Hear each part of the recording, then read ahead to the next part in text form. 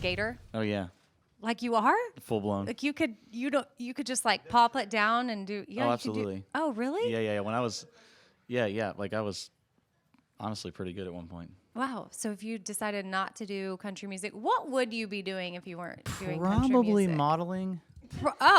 Yeah. Modeling skateboards? Yeah, I'm kidding. Not modeling No, at all. really. What do you think you would be doing? Honestly, I mean, don't- obviously, this is what If you're I supposed to be doing. Thank and you. you're talented, But what if? Yeah.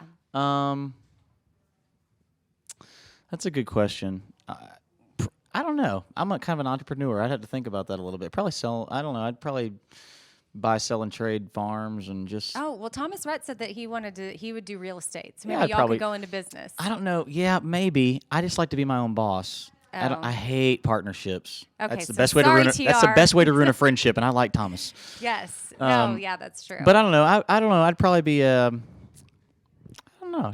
That's a good question. I could probably skateboard for a living if I had to. I can do anything I need to for a living. To be honest with you, I love that. anything you put your mind to, you can do. We just learned something new about you. At least I did. I had no idea you Yeah. were like a skateboarder. Yeah, I was also a horse trainer once. I You trained. were? Mm-hmm. Wow. Yeah, I was a horse trainer before the music Like business. a horse whisperer? Pretty much. I have an interesting whisper about my voice now. I was a real horse What are trainer. you training the horse to do? Walking horses. So training for the show ring, getting them ready for the world championships and things like that. What? Yeah, I've always done music for a hobby. Like I've done music my whole life.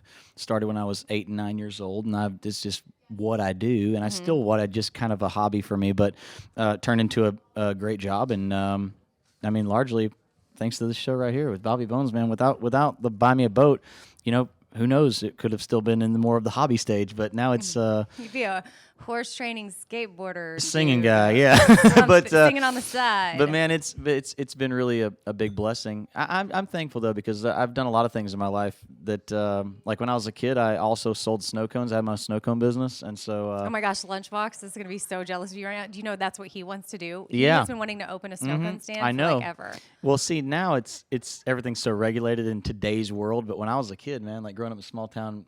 Yeah, you didn't need a permit. You just sell Heartland, it. USA, yeah, you didn't need a permit or nothing. So we just set up on the trifecta of the ball fields and sell snow cones to people at $5 and $10 a pop. That's how I moved to Nashville. Oh my gosh, you were killing it. That's how I moved to Nashville. Really? Yeah, snow cone money. Nice. Yeah. So when you decided you were was there like a certain song or a concert you went to that made you decide, okay, like this is what makes me want to get into country music?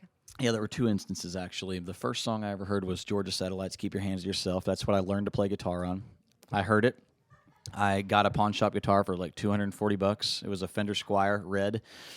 And I learned Keep Your Hands to Yourself. And then I knew music from that point on. I was like, boom. And every instrument I wanted to pick up and play, I pretty much went to that template. And I learned, and I just did it. I learned drums, guitar, bass, piano in 1 week. And Oh my gosh. yep. Then I put together a little school band in middle school, and that was my musical starting of my journey. But the second time was my dad took me to my first concert. Back when people could like smoke in arenas and stuff, so it was a full, real, legit party. My dad took me to see ZZ Top and Leonard Skinner, and whenever Skinner came on stage and they dropped the big flag backdrop back then, and like you could barely see because of the smoke. Exactly, it was unbelievable. It was like a pretty life-changing, pivotal moment for me as far as professional musicianship, and I do recollect saying, yeah, I got to do this for sure. Because once there's a difference in hearing it and seeing it, and then I grew up with a dad too who, you keep in mind, we're young parents, and so my dad was a super young dad. I mean, he had me when he was 19 and 20 years old, so they were just going through their party years when I was a toddler, and I grew up. I mean, I was always well versed in Hank Jr. music. I mean, it was Bo Sivas since I was a kid. Beer box helmets, it's like my song Redneck Life, but all it talks about is beer box helmets with the eyes cut out, and hot rod and Jeeps and mud races and NASCAR and American flags and all this kind of stuff. That was my childhood, and that's all I've ever really known and what I've wanted to do. I love that. So you played gigs in like junior high with your band, and then do you remember your first ever like paid performance? Yeah, I've been getting paid since I started playing music, actually. So you got paid back in junior high? I got paid back in right at the crest of getting out of elementary school. Oh, so you have been quite the entrepreneur. Totally. Yeah. Well, life is not all about money, but it certainly smart. can change your life if you make enough. So it's like that was always my mindset with anything that I did. And with music, I thought, well, I'm not going to go out here and play these field parties for free on hay wagons. And so, people would pitch us like, I mean, $20 still a lot of money today, but like, people pitch us $20 a piece or something, $100 for the night, and that would do everything. We would set up all the gear. I mean, I bought my first PA rig and traveling rig when I was 12.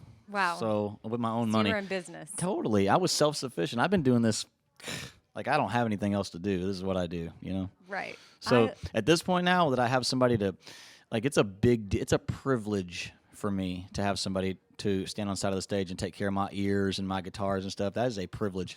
I tell these kids all the time. I say, look, like, you get a lot of the younger generation. I'm a young guy, but you'll get a lot of the brand new younger generation that comes along and thinks that this is just part of the protocol. Tour buses, planes. Oh no. Catering, all this kind of fancy stuff that comes along with professional musicianship, if you will. That is not that's not the real world. The real world is you tune your own stuff, you carry your own crap, you play where you can, you don't make any money for a long time, if ever, and that's it.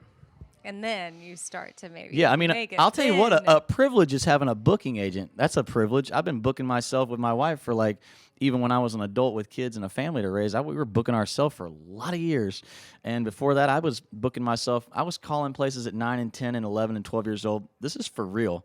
And I mean, because my parents were, they were working class family doing stuff and having jobs. So I've been calling people since I was a kid, learning how to negotiate stuff and hassling bar owners to get paid. And just, really nothing's changed, just a bigger level. I love it. So, but the real question is now when you're performing, yes, do you have a flag that drops behind you in the background? By the way, you are a great interviewer.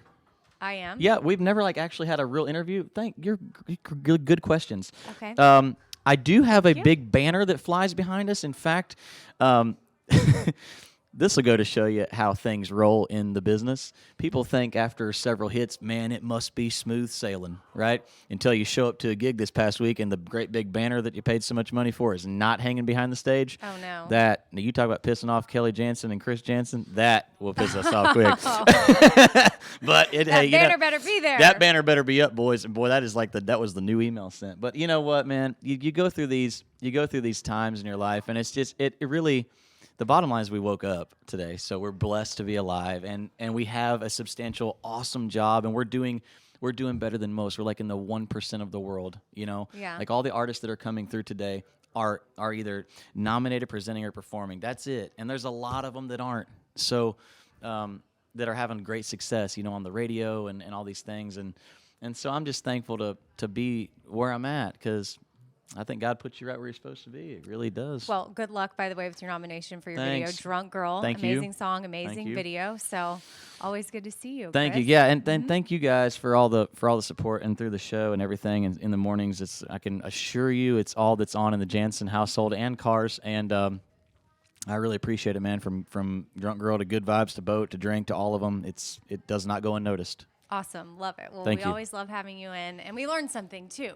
Yeah. Banner or no banner, we're just thankful that we woke up this morning. Amen. It's a Bobby Bones show.